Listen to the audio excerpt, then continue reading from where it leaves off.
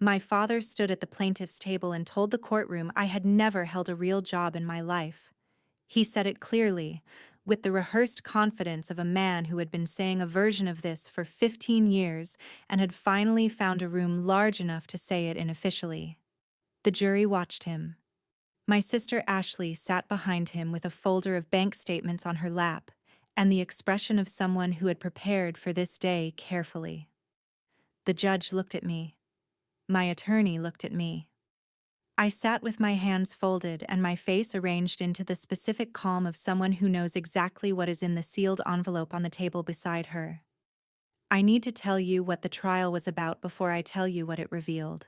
My mother, Catherine Vance, died 14 months before I sat in that courtroom. She had been ill for 3 years with a progressive neurological condition that required specialized care, consistent medication management, and the kind of sustained medical attention that does not come cheaply in rural Fairfax County. She had a trust. My father, Robert, had managed the family's finances for 40 years and had expected to manage the trust as well. The will, drafted by my mother's personal attorney 18 months before her death, during a period when she was still fully competent and legally clear, designated the trust's primary oversight to me. My father had not accepted this gracefully. The lawsuit alleged that I had manipulated my mother during her illness to redirect trust assets to myself, that I had made unauthorized withdrawals from accounts connected to her care, and that the financial records demonstrated a pattern of exploitation by an absent daughter who had contributed nothing to the family and had used my mother's vulnerability to take what I had no legitimate claim to. It was a precise and carefully constructed accusation. It was also entirely false. My name is Elena. I am 41 years old. I grew up in Fairfax County in a house my father had built on land his family had farmed for 3 generations. I was the older of 2 daughters, and I left home at 22 for a federal position in Washington that I described, then and for the following 19 years as government work. This was true. It was also the most I was permitted to say. The position required a security clearance at a level that most people never encounter professionally, and the conditions of that clearance included the requirement that I maintain no public record of my employment, my work location, my assignments, or my institutional affiliation. This meant that from the outside, I appeared to have disappeared. My father had constructed a narrative around that appearance. He was a man who required legibility in the people around him. He understood farming and land management and the particular social architecture of a small Virginia county where families had known each other for generations, and reputation was a form of currency. He did not understand federal work that could not be discussed. He did not understand an absence that could not be explained. And he did not, I came to understand over many years of careful observation, so particularly want to understand either of those things if the alternative was a version of events that served his purposes better. The version he had chosen was that I had failed, left home, couldn't manage in the real world, drifted, probably lived off my mother's generosity from a distance, never amounted to anything. He had told this story for so long and in so many directions that it had acquired the density of established fact in the community where I had grown up. Old family friends believed it. Distant relatives believed it. Ashley believed it, or had constructed a version of it she found useful to believe, which had the same practical effect. My mother had not believed it. She had known more than she was permitted to say, because I had told her what I was able to tell her, and she had understood the constraints and had honored them without complaint. She had called me twice a year, at numbers I gave her that changed periodically, and we had spoken in the careful, abbreviated way of two people who understood that some conversations had limits and that love did not require full disclosure to be real. She had left me the trust oversight because she trusted me. Not because I had manipulated her. Because she had known me for 41 years and had understood. in the specific and private knowledge of a mother who had paid careful attention, exactly who I was, and what my silence had cost me. My attorney's name was Patricia Holloway. She had been briefed by my agency's legal liaison on the specific and narrow parameters of what could be disclosed in a civilian proceeding, and had spent 3 weeks preparing the case around those parameters. She was precise and unhurried, and had the specific quality of someone who has seen many rooms underestimate a woman and has learned to find this professionally useful. The sealed envelope had arrived from the Office of the Director of National Intelligence 14 days before the trial. Patricia had received it through the appropriate channels and had held it in her firm's secure storage until this morning. She had told me, "When the judge opens it, do not react. Let the document speak." I had spent 19 years letting things speak in my absence. I was practiced at it. You don't understand. Part 2. The trial's first day belonged to my father. He presented his case with the methodical confidence of a man who had been building it for 2 years and was certain of its foundation. His attorney walked him through the financial records, the account statements, the withdrawals that had occurred from accounts connected to my mother's care during the final 18 months of her illness. The numbers were real. The withdrawals had occurred. The implication constructed around them, that I had taken money I was not entitled to, that I had exploited my mother's declining capacity for personal gain, was the part that was false, but the false part required context that the sealed envelope contained and which had not yet been presented. I sat at the defense table and I let the first day happen. This was not passivity, it was operational discipline. I had spent 19 years in environments where the most important skill was the ability to hold complete information while appearing to hold incomplete information, to let a situation develop to the point where intervention would be most effective rather than simply most immediate. I had learned this in training and I had refined it across 15 years of field and directorial work, and I applied it now because it was the correct approach and because the alternative, reacting to each accusation as it arrived, would have reduced the proceeding to a debate about interpretations rather than a presentation of facts. Ashley testified on the second morning. She had prepared carefully. She brought the folder she had been holding at the plaintiff's table, organized, tabbed, the work of someone who had spent time on this and wanted the time to be visible. She described a sister who had been absent for the majority of their adult lives. She described a mother who had asked about me with a longing that Ashley characterized as the longing of someone who had been let down repeatedly. She described the withdrawals as a pattern that had accelerated as my mother's health declined and her ability to monitor her own accounts diminished. Ashley was not lying about all of it. I had been absent. That was true. The longing my mother had expressed was real, though its source was different from what Ashley had understood it to be. My mother had not been longing for a daughter who had abandoned her, but for a daughter she could not speak about in the full terms their relationship warranted. The withdrawals had occurred and had accelerated. That was also true. What Ashley did not know, and what I had never told her, was where the money had gone. I had paid for the specialized neurological care facility my mother had transferred to in the second year of her illness. The facility was in Northern Virginia, 40 minutes from my operational base at the time, and the care it provided was significantly better than the standard options available locally. The payment had been arranged through a private account and had been structured to appear as a grant from a medical assistance fund, which was how I had managed most of the financial support I had provided to my family over the years, as something other than what it was, because what it actually was required an explanation I could not give. And I had also paid the debt on the family farm. 7 years earlier, my father's yields had fallen for 3 consecutive seasons, and he had borrowed against the property, and the debt had reached a point where the land was at risk. I had known this through my mother, who had told me in one of our careful abbreviated calls that she was worried about the farm and that Robert was too proud to ask for help, and that she didn't know what would happen. I had arranged a transfer through a private foundation whose connection to me would not survive a casual inquiry, but would not survive a thorough one either. The farm had been saved. My father had believed it was a loan forgiveness program he had applied for and been approved for, which was the version of events I had arranged for him to receive. He had been grateful in the way people are grateful for things they believe they earned through their own initiative. He had not known it was his absent, drifting, failed daughter who had made the call.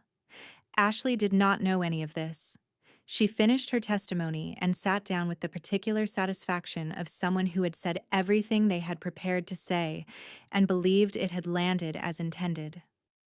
The jury was watching me. I understood what they were seeing. A woman who had sat quietly through 2 days of accusations without visible distress, without audible objection, without the emotional response that accusation typically produces when it is hitting something true. To some of them, this probably read as composure. To others, it probably read as indifference. To a few, I suspected, it read as the specific flatness of someone who has been told they are not permitted to speak and is waiting for the moment when they are. Patricia stood up. She said, "Your Honor, the defense would like to enter into evidence a sealed document from the Office of the Director of National Intelligence." The room shifted in the way rooms shift when a phrase enters them that doesn't belong to the vocabulary of the preceding 2 days. The judge looked at the envelope. Then she reached for it. Part 3. The courtroom went quiet when the judge broke the seal. Not the polite quiet of a proceeding between formal statements. The specific quiet of a room that has collectively understood something is about to change and has paused in anticipation of the change. My father's attorney leaned toward him and said something I could not hear. My father looked at the envelope with the expression of a man who has built a structure he was certain would hold and has just noticed a foundation element he did not account for. The judge read the document. She read it twice. The second reading was slower than the first, which told me she was not confirming what she had read. She was processing it. There is a difference. Confirmation is fast. Processing takes time because the information requires integration into a framework that did not previously have room for it. She set the document down. She said, "Counsel, approach." Both attorneys went to the bench. I watched the conversation from the defense table. Patricia stood with the even, unhurried posture of someone who had expected this conversation and had prepared for it. My father's attorney had the posture of someone who had not expected it and was improvising. The conversation lasted 4 minutes. At one point, my father's attorney turned and looked at me with an expression I had seen on faces before, the expression of someone revising a fundamental assumption in real time and finding the revision destabilizing. The judge returned to her full address of the courtroom. She said the document before her was a sealed authorization from the Office of the Director of National Intelligence, confirming that the defendant had served as a senior intelligence officer and had held the position of Director of Operations for the Central Intelligence Agency for a period exceeding 10 years. She said the document further confirmed that the defendant's lack of public employment records, public financial records, and publicly verifiable professional history was not evidence of unemployment or financial irresponsibility, but was a condition of classified federal service requiring the maintenance of a minimal public profile. She said this clearly and at a pace that ensured every person in the room understood every word before she moved to the next one. My father was looking at me. I looked back at him, not with triumph. I want to be precise about this because triumph would have been the wrong register for what I felt. What I felt was something closer to the specific exhaustion of a person who has been carrying a weight for a very long time and has finally been permitted to set it down in a room that can see it. Not relief, exactly. Just the absence of the particular strain that carrying it had required. The judge addressed my father's attorney directly. She said the accusation of exploitation required evidence that the defendant had accessed trust funds without authorization or used assets for personal gain. She said the document before her established that the defendant had been a salaried federal employee at a senior level for the duration in question, which made the claim of financial dependency on the deceased implausible on its face. She said the court would be examining the basis of the suit for evidence of bad faith filing. She used the phrase bad faith filing with the specific emphasis of a judge who has already formed a view and is providing the legal language that supports it. Patricia then presented the secondary documentation. This was the material she had been permitted to include, without classification restrictions, the financial records of the accounts in question, traced to their actual destinations, the neurological care facility in Northern Virginia, the medical equipment providers, the private nursing staff, the anonymous foundation transfer that had resolved the farm debt. Each item documented, each destination verified, each amount accounted for. The withdrawals had not gone to me. They had gone to the people in this room who had spent 2 days telling the jury I had taken them. The courtroom absorbed this in stages. The jury absorbed it first because they were watching the documents as Patricia presented them, and the documents were clear. My father's attorney absorbed it second and sat down in the middle of a sentence he had started and did not finish.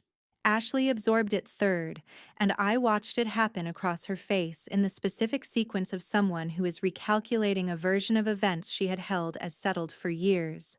First the resistance, then the arithmetic of the new information refusing to produce the old result, then something rawer and less organized than either. My father did not visibly absorb it. He sat at the plaintiff's table with his hands flat on the surface and his face arranged into the expression he wore when a situation required him to maintain composure, and composure was costing him considerably. I had watched him produce that expression across 41 years of knowing him. I knew what it covered. And it covered a man who had built an identity around being the authority in every room he entered, and who was now in a room where the authority had conclusively moved elsewhere. Patricia said, "The defense rests." The judge said she had heard sufficient evidence to rule. Part 4. The ruling took 11 minutes. The judge dismissed the suit with prejudice, which meant it could not be refiled. She imposed sanctions on my father for bad faith litigation. She ordered damages for defamation based on the documented public statements he had made in the county over the preceding years, statements that had been collected by Patricia's team through affidavits from community members who had heard them and were willing to say so formally. The damages figure was specific and calculated, and I will not reproduce it here because the number was never the point. The point was the judge saying, in a room full of people who lived in Fairfax County and would carry the day's events back into the community, that the accusations had been false, and that the person who made them had known they could not be substantiated. My father stood when the ruling was read. His attorney placed a hand on his arm, and he sat back down. I did not look at him during the ruling. I looked at Patricia, who was writing notes with the focused efficiency of someone completing a task they had invested in fully and was documenting for the record. Then I looked at my hands on the table. Then I looked at the window on the far wall of the courtroom. Which showed a clear November sky above the county I had grown up in and left and returned to, and would leave again by evening. Ashley was behind me and to the left. I had not looked at her directly since she testified. When the session was called to close, I turned, and she was standing with the folder still in her hands, and her face had the quality I had seen on it briefly during Patricia's presentation: the recalculation, the arithmetic refusing to produce the old result. Up close, it was more specific. It was the expression of someone who had built their understanding of a sibling, a family, a history, on a version of events that had just been publicly and legally dismantled, and who did not yet know what to build in its place. I stopped beside her on my way past the gallery. I said, "The farm. 7 years ago. That was me." And I said, "The facility where Mom spent her last 2 years. That was also me." I said it quietly, without the weight of expectation, not asking her to respond or process it on any particular timeline. Just making the information available because she deserved to have it and because my mother had always deserved for someone to know the full account of what her daughter had actually done with the years everyone had assumed were empty. Ashley looked at me. She said nothing immediately. Then she said, "Why didn't you say anything?" I said, "I couldn't." That was the only explanation available, and it was accurate, and it was insufficient, and it was all I had. She knew that. I could see her knowing it. The way the insufficiency landed and sat, and was accepted not as satisfying, but as true. I walked past my father on the way to the door. He was standing with his attorney, receiving information about the sanctions and the timeline for compliance. He looked up when I reached him. I stopped. Not to deliver a speech. Not to offer the final line of a confrontation that had been building for 41 years. I stopped because he was my father, and because even now, at the end of this specific day in this specific room, I understood that the accounting of what a person owes another person is rarely clean, and I was not interested in clean. I said, "The medical bills are paid. The farm is clear. You don't owe me anything." I meant it. He said nothing. I walked out of the courthouse into the November air.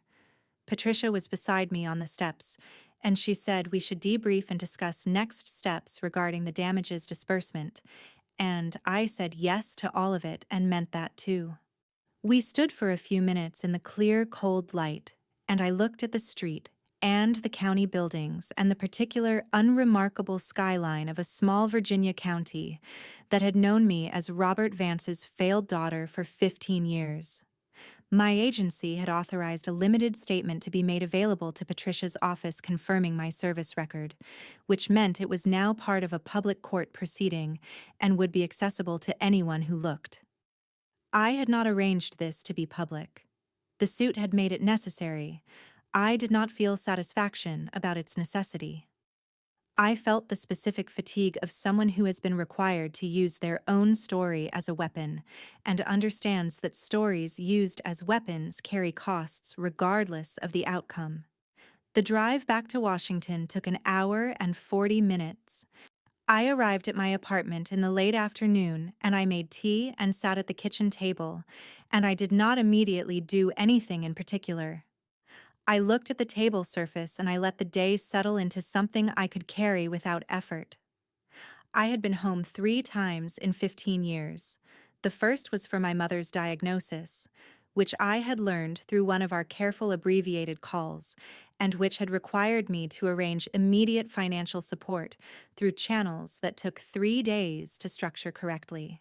The second was for a brief visit in her final months, when I had requested compassionate leave and sat beside her bed for 4 days while she slept more than she woke, and when she was awake we talked in the old careful abbreviated way and held each other's hands. The third was this week. I did not know when I would go back again. I did not have a plan for the relationship with my father. I had not arrived at the courthouse with a plan for it, and the ruling had not produced one. He was a man who had spent 15 years building a false version of his own daughter because the true version was unavailable to him, and the false version was convenient, and he had never examined the choice carefully enough to recognize it as a choice. I understood this about him. Understanding it did not obligate me to manage his consequences or maintain a connection that had never been honest and was now stripped of even the pretense it had operated under. I would not be pursuing that. Ashley was different and more complicated. She had been operating from false information supplied by someone she trusted absolutely and had never had reason to question. She had testified against me in a courtroom with genuine conviction, and the genuine conviction was not her fault. in the straightforward way that deliberate cruelty is a fault. It was the fault of someone who had been shaped by the same false narrative for 38 years and had no external reference point from which to see it differently. I had no particular interest in maintaining the damage. I also had no particular interest in performing reconciliation for the sake of the word. What I had was the information I had given her on the way out of the courtroom, the farm, the facility. That was me. What she did with that information was her process, not mine. The agency had given me 4 weeks of leave following the trial. I had not requested it and had not expected it, and its arrival communicated that the people I worked for understood something about what the week had cost that did not require me to articulate it. I accepted it, and I used the first week to do nothing in particular, which was the most countercultural act available to someone with my professional history. Then I began writing. Not a memoir, exactly. An internal document first, for my own purposes, the way I had always processed significant events, by recording them with precision and chronology, and the clear-eyed acknowledgement of what each element actually was, rather than what it had been framed as. The writing expanded from the internal document into something that had the shape of a story. My story. Then the specific account of what 15 years of classified service looked like from the inside, and what it had cost, and what it had meant, and what the people who loved me had understood about it when they could not know the details. My mother had understood everything she needed to understand. I wrote about her first. The document grew over the following weeks into something I did not yet know what to do with. I let it be what it was, without requiring it to become anything specific. It sat on my laptop in a folder with a plain name, and I returned to it in the evenings and added to it and revised it and let it tell me what it was becoming. My agency's legal liaison called in the third week to confirm the damages had been processed and to address several administrative items related to the court record. At the end of the call, she said, "I read the document summary." She meant the DNI authorization. She said, "For what it's worth, the people in this building have known for 15 years what you were doing. The part that bothered them was that you were carrying the other thing alone." I said, "It was manageable." She said, "I know. That's not quite the same thing." I said, "No, it isn't." The call ended. I sat with that exchange for a while because it was the most direct acknowledgement of the weight of the thing that anyone had offered, and I was not practiced at receiving it. Then I made dinner and ate it at the kitchen table, and looked at the window and thought about my mother's voice on a phone call 2 years before she died, telling me she was worried about the farm. She had not asked me for anything. She had simply told me she was worried, in the abbreviated way of two people who understood the limits of what could be said, and I had heard the worry and done what I could with it, and never said a word about it because the saying was not possible, and because she was my mother, and that was sufficient reason. It was always sufficient reason. The November sky outside my apartment window was the same sky that had been above the Fairfax County Courthouse that morning. Clear and cold and entirely indifferent to the specific weight of what had happened beneath it. I had spent my career in the presence of things that were larger than any individual life, and had learned to find that fact useful rather than diminishing. The work mattered not because any individual doing it was important, but because the collective of people doing it quietly and without acknowledgement maintained conditions that allowed other people to live their ordinary lives without knowing the conditions required maintenance. I had done that work for 15 years. I would return to it in 1 week. In the meantime, I had tea and a kitchen table and a document that was becoming something I did not yet have a name for, and the specific piece of someone who has been seen clearly, once, in a room that had been told a different story, and does not need the seeing to happen again to know it occurred. My mother had known. That had always been enough. That remained, at the end of this particular day, exactly enough.